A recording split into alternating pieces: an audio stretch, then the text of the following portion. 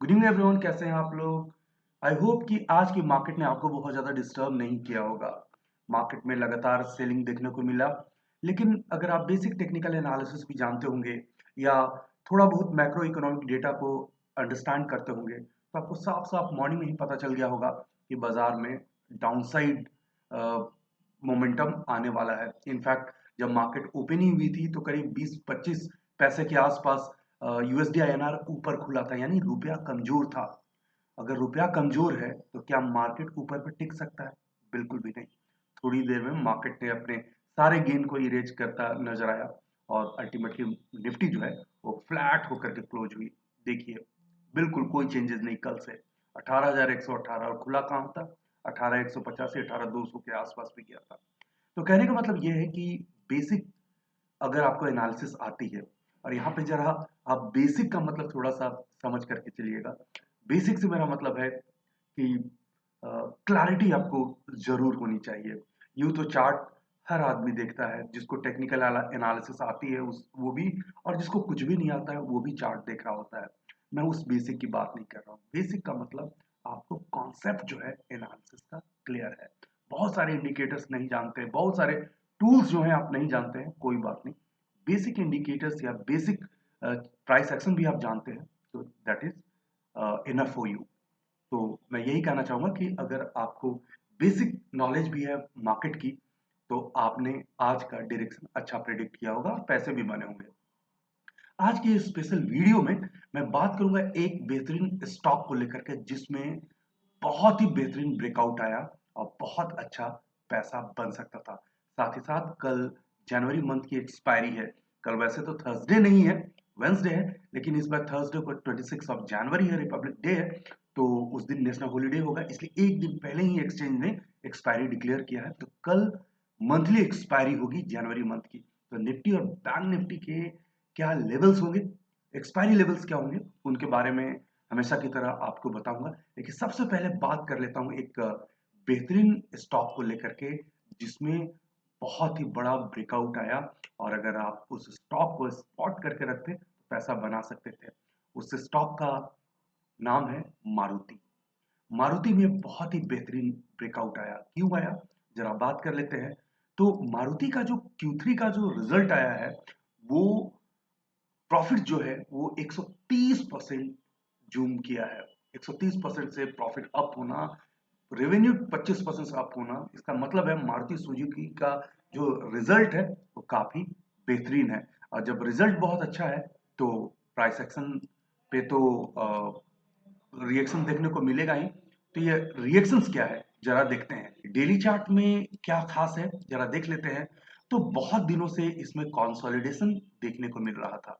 अगर हम यहाँ पे एक नॉर्मल ट्रेंड लाइन भी यहाँ पे ड्रॉ करें तो आप देखिए कि एक लगातार एक कंसोलिडेशन यहाँ पे देखने को मिल रहा था। और पैटर्न वाइज अगर हम बात करेंगे तो यहाँ पे एक असेंडिंग ट्रायंगल पैटर्न जो है वो नजर आ रहा था। ये देखिए, असेंडिंग ट्रायंगल पैटर्न नजर आ रहा था। आपको इंतजार करना था। ये जो रेजिस्टेंस लेवल था 85-40 के आसपास का, उसका इंतजार करना था।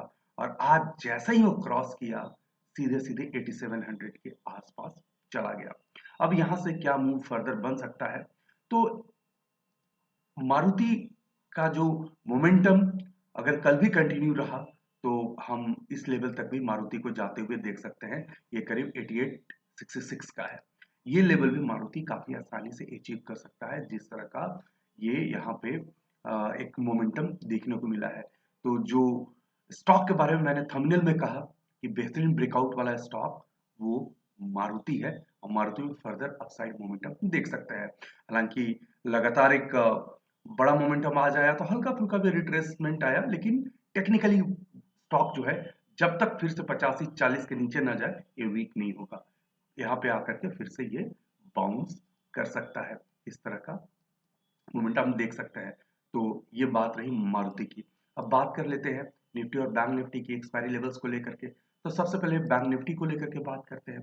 बैंक निफ्टी में जो मुझे सबसे पहले डेली चार्ट में जो प्रॉब्लम नजर आया है वो ये है।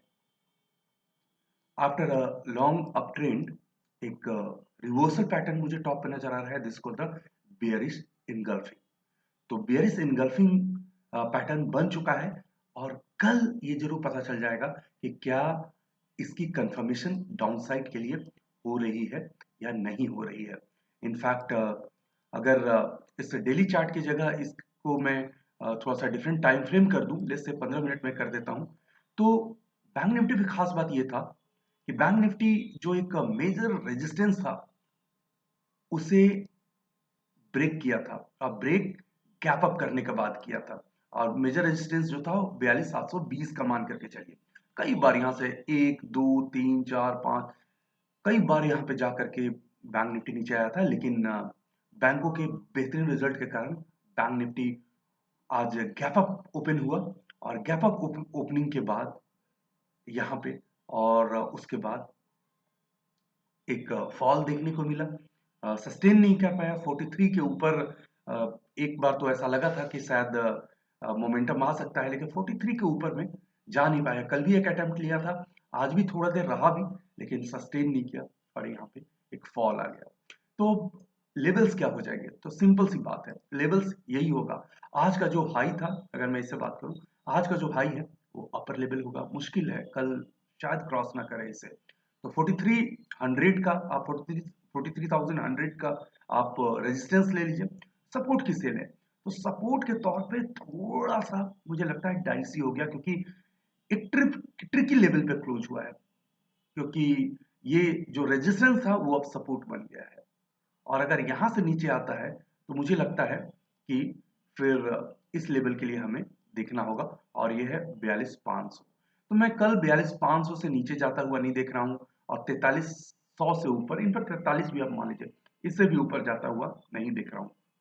तो एक खामोश एक्सपायरी भी हो सकती है। देखते हैं 4300 ऊपर में और नीचे में 42,500। ये बैंक निफ्टी की बात हुई। निफ्टी की बात कर लेते हैं। तो निफ्टी में क्या नजर आया? तो निफ्टी में मॉर्निंग में टेलीग्राम पे मैं बहुत सारे पैटर्न्स जो है आप लोगों से शेयर कर रहा था।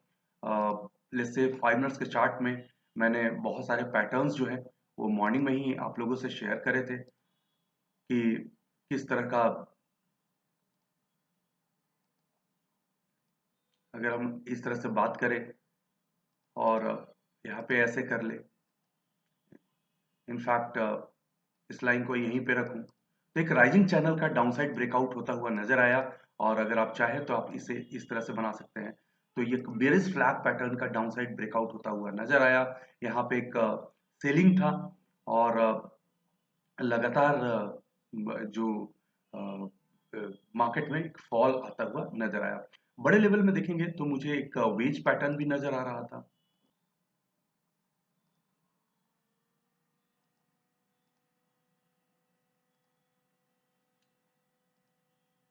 ये देखिए, अगर आप इस फ्लैग को मिस भी कर गए होंगे तो यहाँ पे आपको एक राइजिंग वेज पैटर्न का डाउनसाइड ब्रेकआउट होता हुआ नजर आया। ब्रेक हुआ, रिट्रेस, क्लासिक रिट्रेसमेंट, रिट्रेसमेंट लिया और नीचे चलते चला गया। इनफैक्ट क्लोजिंग के समय भी मुझे थोड़ा सा ऐसा लग रहा है कि इस तरह का एक डाउनसाइड ब्रेकआउट होता हुआ नजर आया। क्लोजिंग में भी मुझे ऐसा लग रहा है कि एक फ्लैग पैटर्न का ही डाउनसाइड ब्रेकआउट होता हुआ नजर आ रहा है। तो अब बात कर लेते हैं कि लेवल्स क्या होंगे एक्सपायरी के लिए। तो एक्सपायरी के लिए मुझे ऐसा लगता है कि अ, अगर मैं थोड़ा सा इस पे लोअर लेवल पे जाऊं तो मुझे 18,060-65 का एक लेवल्स यहाँ पे लग रहा है, ब्रेक नहीं करना चाहिए। 18,000 का तो एक लेवल है ही, जो कि स्विंग पोजीशन के अकॉर्डिंग ये एक पोजिशनल सपोर्ट है, आप बोल सकते हैं। लेकिन मुझे ऐसा लगता है 18,065 आप नीचे में लोअर लेवल में ले लीजिए, और हायर लेवल में आप 18,200 आज का जो हाई है उसे लेकर के चलिए। बहुत सारे लाइंस हो गए होंगे, कंफ्यूज मत कीजिएगा। मैंने जस्ट बताया कि लाइव मार्केट में क्या क्या स्ट्रक्चर मिलता है। फिर से जो बंद हुआ है तो बेरिश फ्लैग पैटर्न या राइजिंग चैनल का डाउनसाइड ब्रेकआउट देकर के क्लोज हुआ है, तो ये थोड़ा सा नेगेटिव बाजार के लिए। लेकिन नीचे में 18,065, ऊपर में 18,200, इसके बीच में ही कल की एक्सपायरी होनी चाहिए। तो आज की वीडियो में बस इतना ही। आपके एक्सपायरी लेवल्स क्या है कमेंट सेक्शन में नीचे जरूर बताइए। साथ ही साथ आप हमसे फेसबुक, ट्विटर, इंस्टाग्राम, कोरा और लिंक्डइन पे कनेक्ट हो सकते हैं। आप इस तरह की एनालिसिस देखना चाहते हैं, प्राइस एक्शन लर्न करना चाहते हैं, ट्रेडिंग सिस्टम डिज़ाइन करना चाहते हैं तो पर्सनली आप हमें फेसबुक, इंस्टाग्राम, टेलीग्राम किसी भी चैनल पे, किसी भी प्लेटफॉर्म पे हमें टेक्स्ट कीजिए, मुझसे पर्सनली डिस्कस कर सकते हैं और स्टॉक मार्केट की प्रोफेशनल लर्निंग ले सकते हैं। Thanks for watching, take care. Video को लाइक करें, शेयर करें, सब्सक्राइब करें और आने वाले वीडियोस के नोटिफिकेशंस के लिए बेल आइकन को दबाएं।